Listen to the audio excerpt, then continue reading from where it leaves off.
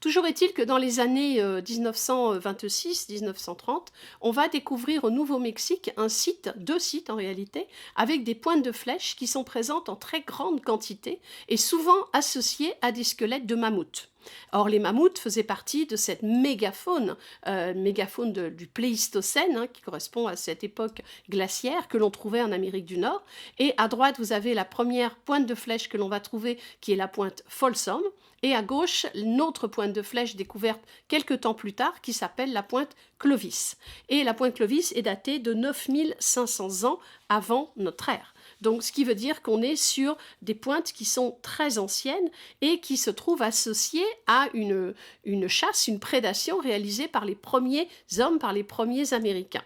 Donc, en réalité, eh bien, on va établir à partir de là une datation de moins 10 000 ans avant Jésus-Christ, qui serait l'époque à laquelle, selon les premiers scientifiques, les hommes américains auraient franchi, donc lors de l'époque glaciaire, le détroit de Bering. Ils l'auraient franchi donc à pied. Alors c'est sûr qu'ils ne se levaient pas le matin en se disant « Tiens, je vais aller voir de l'autre côté comment ça se passe sur le continent américain ». Ces gens étaient des chasseurs et ce qu'ils chassaient, c'était le mammouth. Donc ils suivaient les troupeaux de mammouths et en arrivant, en poursuivant ces troupeaux de mammouths, ils sont arrivés effectivement sur le continent américain.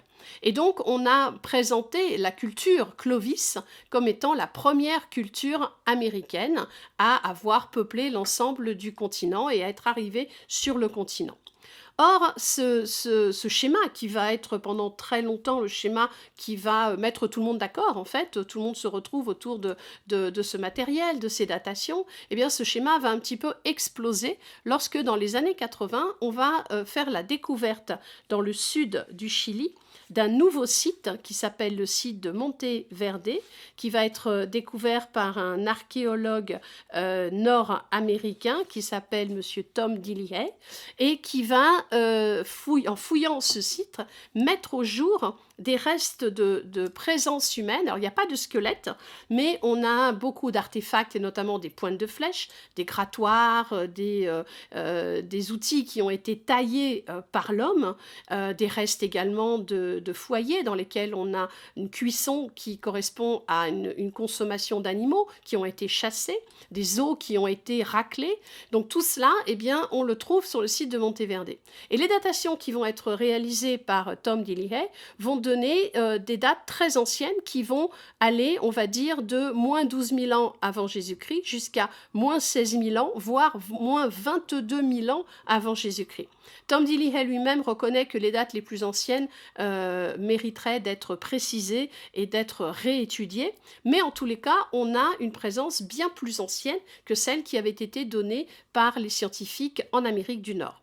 Et en fait, cette fouille de Monteverde va très vite être complétée par d'autres découvertes faites notamment dans la partie brésilienne, sur un site qui s'appelle Pedra Furada, que vous voyez ici.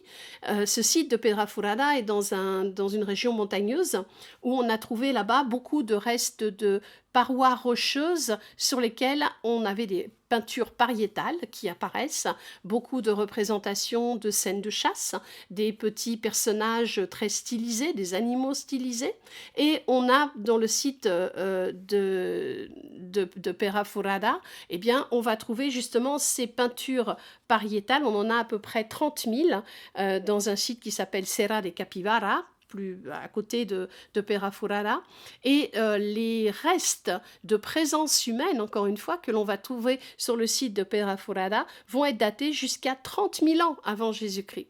Donc tout cela va faire en fait l'effet d'une bombe dans le camp des scientifiques, parce qu'on va se mettre à découvrir en fait de plus en plus d'autres lieux, notamment au Mexique, au Pérou et même en Amérique du Nord. Par exemple, dans la partie du Yukon, on a un site qui s'appelle Bluefish Cave, qui est une grotte, donc, comme son nom l'indique, la grotte du poisson bleu, dans laquelle on va retrouver d'autres artefacts qui vont être datés de 22 000 ans avant Jésus-Christ. Donc de plus en plus, on a toute une série de sites que je vous montre ici sur cette diapositive qui repoussent les dates d'arrivée de l'homme sur le continent américain à des époques bien plus anciennes que 10 000 ans avant Jésus-Christ. Mais du coup, eh bien, on a des grandes discussions autour de cela parce que vous avez les Européens et les Latino-Américains qui sont partisans d'une antériorité de l'homme sur le continent, et puis les Nord-Américains qui, eux, plutôt continuent de dire non, non, non, on reste sur nos dates de 10 000 ans avant Jésus-Christ. Ce débat est toujours très vif à l'heure actuelle, mais il évolue petit à petit vers effectivement une possibilité d'une date plus ancienne que celle qui avait été donnée au départ. Et comment ces datations plus anciennes ont-elles été données? Eh bien, parce qu'on s'est dit, le phénomène de glaciation, la dernière époque glaciaire, on la connaît très bien. On l'appelle la période Wisconsin, la période Wurn, et on la connaît très bien parce que c'est celle qui a été la mieux étudiée. Mais si cette période de glaciation a eu lieu, on sait très bien qu'il y en a eu d'autres auparavant qui ont produit probablement le même effet, à savoir formation de glaciers, baisse du niveau des eaux, apparition de ce corridor de la Béringie, d'où une possibilité pour des populations plus anciennes d'avoir migré le long de ce corridor. Et cette hypothèse, bien sûr, elle est tout à fait recevable et très intéressante à étudier. En tous les cas, l'autre question qui va venir, bien sûr, susciter l'intérêt des scientifiques, c'est de dire, c'est bien joli de traverser le corridor de la Béringie, mais quand ils arrivaient de l'autre côté, comme vous le voyez par exemple sur cette carte, ils se trouvaient face à des murs de glace, parce qu'on a deux grands glaciers en Amérique du Nord, le glacier des Laurentides et le glacier de la Cordillère, et tous les deux bloquent en fait tout le territoire actuel du Canada jusqu'à la partie nord des États-Unis. Et sur le long du littoral pacifique, eh bien, les glaces arrivaient jusqu'en bord de mer.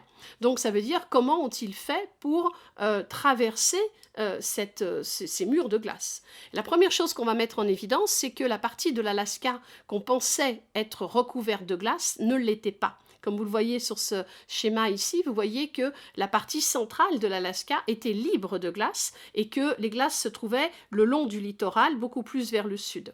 Pourquoi? Eh bien parce qu'il fait trop froid en fait dans cette partie centrale de l'Alaska et on n'a pas assez d'humidité, pas assez de précipitations pour constituer les champs de glace qui alimentent les glaciers. Et on sait aussi que cette partie centrale de l'Alaska était recouverte d'une herbe qu'on appelle l'herbe à mammouth qui formait justement l'alimentation de base pour ces grands mammifères lorsqu'ils traversaient ces grandes étendues. Et que dans la partie nord de l'Alaska, vous le voyez ici en bas du schéma, eh bien on a aussi une partie qui est libre de glace tout au nord, dans la région du Yukon, ce qui aurait permis à des gens venant du territoire de la Béringie de traverser l'Alaska, de monter légèrement vers le nord, et là, entre les deux masses glaciaires que vous voyez sur la flèche verte, eh bien, on sait qu'il y a eu, pendant ces époques glaciaires, des phases de réchauffement climatique qui ont produit l'ouverture d'un corridor entre les deux grandes masses glaciaires. Et cette ouverture de corridor, on l'appelle le corridor de Mackenzie, et eh bien, les populations ont très bien pu emprunter ce corridor pour descendre vers le sud et rejoindre les plaines centrales des États-Unis actuels. Et vous le voyez sur cette photo ici qui vous montre la migration par ce corridor de Mackenzie. C'est une des possibilités de passage que l'on a. Alors, ça suscite aussi d'autres interrogations. Est-ce que l'on pouvait survivre dans ce corridor? Y avait-il de quoi chasser? Y avait-il des baies que l'on pouvait ramasser et manger? Est-ce qu'il y avait suffisamment d'eau? C'est difficile d'avoir des réponses à ces questions parce qu'on est sur des époques qui sont très anciennes et on a très peu de matériel. Il n'y a pas très longtemps, on a découvert en fait dans ce corridor des restes de plumes de cygnes.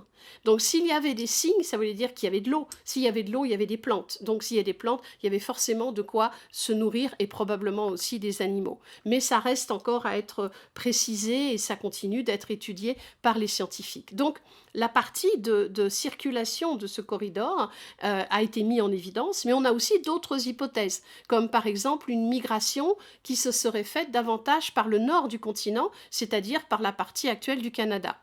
On sait très bien que les populations inuites se sont merveilleusement bien adaptées à ces conditions de vie difficiles. Les Inuits ont décidé de rester dans ces terres glacées.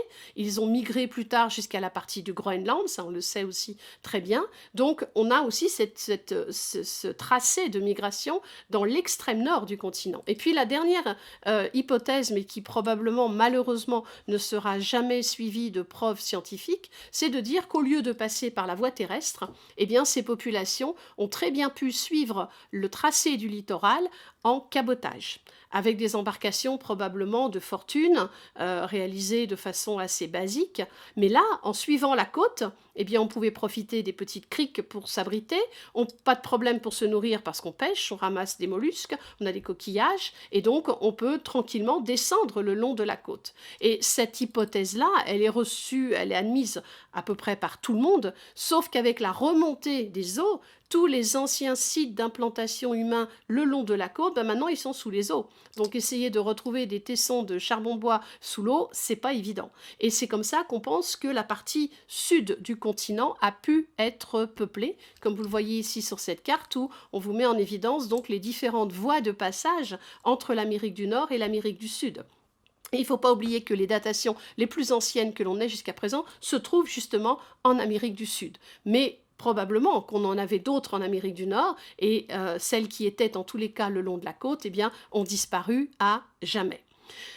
Donc maintenant, on a un panorama effectivement américain qui se dessine de plus en plus et qui permet de repousser ces datations, parce qu'on sait aussi que le corridor de Mackenzie, il a fait l'objet d'une ouverture pendant la dernière époque glaciaire, mais probablement qu'il y a eu le même phénomène qui s'est produit à une avant-dernière époque glaciaire, qui donc aurait permis aussi à ces populations de pouvoir descendre le long du continent. Donc en fait, on se retrouve avec une datation, deux datations en réalité, peut-être une vers 37-35 000 ans avant Jésus-Christ qui correspondrait aux populations les plus anciennes, mais qui correspond aussi à l'ouverture de ce corridor de Mackenzie, et puis une plus récente, donc qui correspondrait à la dernière époque de glaciation, entre 13 000 et moins 10 000 ans avant Jésus-Christ, qui est celle que l'on avait émise au départ. Mais tout cela, bien sûr, est encore en train d'être précisé par les scientifiques. On a eu d'autres hypothèses de contacts qui ont été émises par des spécialistes, notamment des contacts transpacifiques avec la Polynésie. On s'était aperçu qu'on avait beaucoup de traditions culturelles communes entre certaines populations d'Amérique du Sud et les populations polynésiennes, notamment les techniques de tatouage. Alors, dans les années 50, on a un monsieur dont vous avez sûrement entendu parler, qui s'appelle monsieur Thor Heyerdahl, qui lui, par contre, prônait une hypothèse de peuplement de la Polynésie depuis le continent américain. Et pour étayer ces hypothèses, eh bien, il va construire un bateau en roseau avec la technique de construction des Indiens Aymara du lac Titicaca, et ce radeau que vous voyez ici à l'image va le conduire depuis le port de Callao à Lima jusqu'à Papeete en Polynésie. Il arrive dans un état lamentable, mais il arrive. Donc au moins, il a montré qu'il y avait une possibilité de connexion entre l'Amérique du Sud et la Polynésie, mais pas dans l'autre sens, parce que dans l'autre sens, on a un problème justement de courant qui empêcherait justement la navigation depuis la Polynésie vers l'Amérique du Sud. Mais néanmoins, on a quand même des éléments intéressants de contact avec la Polynésie sur lesquels je vais revenir. Voilà une photo qui vous montre la reproduction du bateau de Thor Heyerdahl, qui va devenir bien sûr très célèbre, puisque son bateau qu'il avait appelé le Kon-Tiki va devenir une star mondiale. Il va écrire des livres à propos de cette expédition et d'autres expéditions qu'il va réaliser par la suite. Et M. Thor Heyerdahl, plus tard, deviendra le directeur des fouilles d'un site au Pérou qui s'appelle le site de Tucumé.